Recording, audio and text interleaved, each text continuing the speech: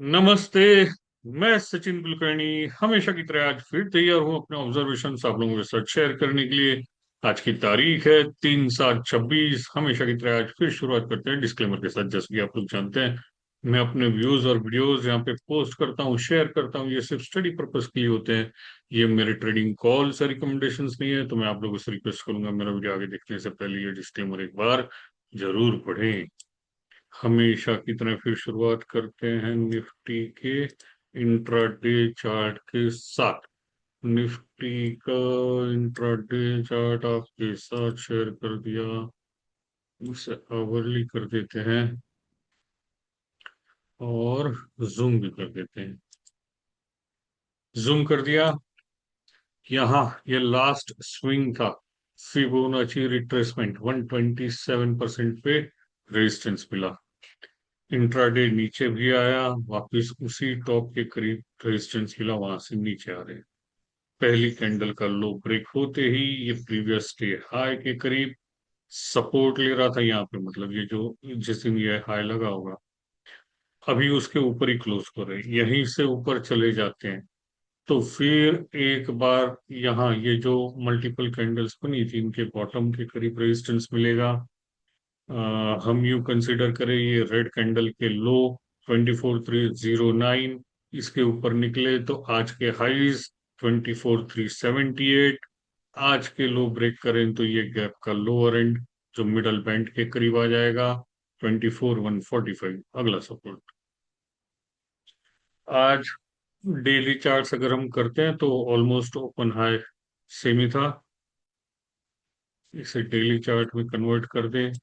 यहाँ इस कैंडल का जो जोन था रेजिस्टेंस प्रीवियस टॉप का, उसमें ही ब्रेकआउट तो आ गए थे ट्रेंड लाइन के। ये प्रीवियस हाई भी ब्रेक की, लेकिन ओपन हाई ऑलमोस्ट सेम था इसमें।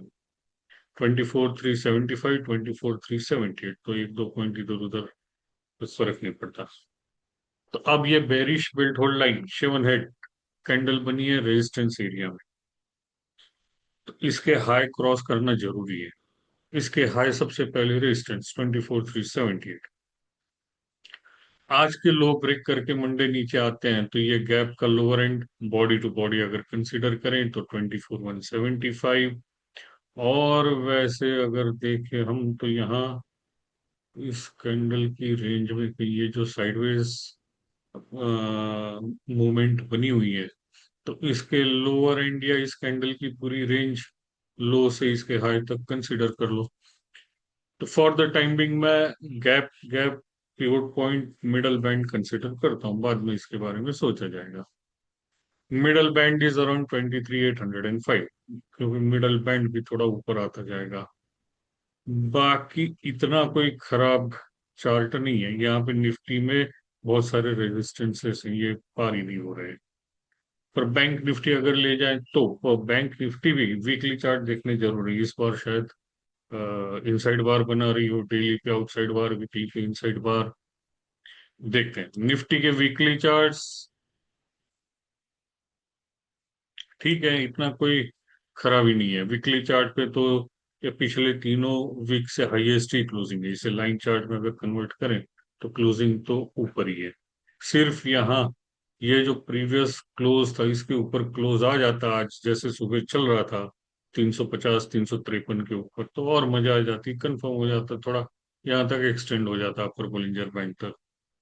यहाँ आप पिछले बॉटम देख सकते हैं, ये टॉप देख सकते हैं। फिलहाल हम यहीं पे रेजिस्टेंस पे हैं। बेरिश एकदम अभी नहीं कह सकते हम वीकली बेसिस पे, पर बुलिश होने के लिए भी ये हॉरिजॉन्टल लाइन, ये प्रीवियस टॉप स्विंग टॉप 24,602, उसके ऊपर डिसाइसिवली क्लोज होना जरूरी है। अदरवाइज ये range he support and resistance है गैप के साथ। निफ्टी बैंक के चार्ट्स देखें।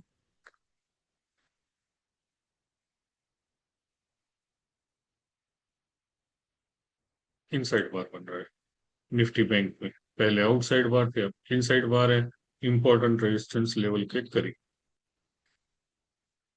बात ये अच्छी है कि यहाँ स्विंग हाई के ऊपर है जो निफ्टी में नहीं है। पर अगर ये कहीं अंदर आ गए तो मुश्किलें बढ़ा सकती है। फिलहाल हम यू कंसिडर करेंगे लास्ट वीक के जो हाई और लो थे वही रेजिस्टेंस है सब। ये सारा एरिया तो है ही, Fibonacci, previous top, middle band, ये सारा तो है ही। मेन प्राइस के ऊपर पिछले वीक के हाई और लो, पिछले वीक का हाई था 58,706, लो था 57,074। फिर उसके बाद आगे का देखा जाएगा। डेली चार्ट्स एकदम डरावना ऐसा कुछ नहीं है, पर हो सकता है एक छोटा करेक्शन आ जाए। यहाँ निगेटिव डाइवर्जेंसेस थे डेली में, अभी ये इसमें भी ओपन हाई सेम डे, शेवन head, bearish belt hold line, outside bar pattern बन रहा है, बेरिश एंगल्फिंग पैटर्न बन रहा है। लो ब्रेक हो जाए तो स्टेप बाय स्टेप इसका स्विंग लो, इसका स्विंग लो, मिडल बैंड, ये गैप एरिया, ये सारी साइडवेज रेंज। तो गैप का लोअर एंड डायरेक्ट कंसीडर करें तो 56,814 ऊपर जाते हैं तो ये लेफ्ट साइड का हाई 58,706 रेजिस्टेंस एंड सपोर्ट। और फिर इंट्राडे देखने की जरूरत ही नहीं है।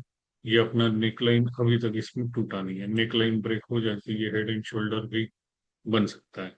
निफ्टी में हेड एंड शोल्डर बना नहीं, अपसाइड ब्रेकआउट आ गया था। नेकलाइन अभी भी इसमें ब्रेकडाउन तो आया ही नहीं है, पर नेकलाइन के करीब ब्रेकडाउन आते हैं तो ये वर्टिकल हाइट तो वही हो जाएगा, ये गैप एरिया के करीब यहाँ कहीं सपोर्ट मिल जाएगा। अगर नीचे आते हैं तो, नहीं तो फिर ये लेफ्ट साइड के step by step top resistance बनती जाएगी। मैं उम्मीद करता हूँ हमेशा की तरह आपको मेरा आज का वीडियो पसंद आया होगा।